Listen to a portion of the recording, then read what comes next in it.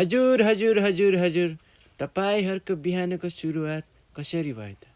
कसैको चियाबाट भयो होला र कसैको लोकल रक्सीबाट सुरु भयो होला।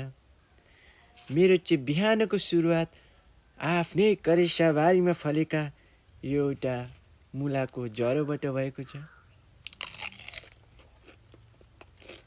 सँगसँगै यो मुलाको पातबाट भएको छ।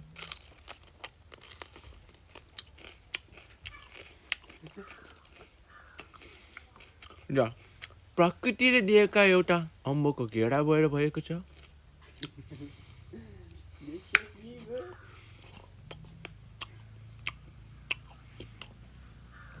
र आफ्नै करेसाबारीमा आफ्नै हातले उब्जाएका यो लसुनको दुईटा केन्द्रबाट सुरु भएको छ।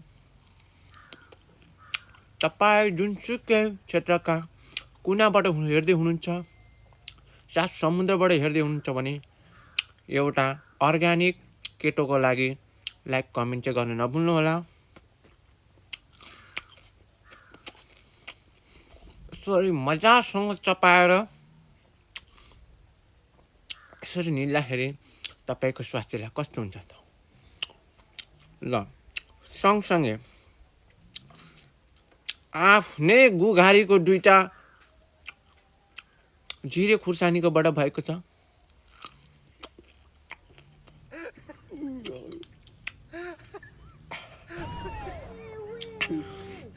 सँगसँगै आफ्नै हातले तातो बनाएका मनतातो पानीबाट सुरु भएको छ।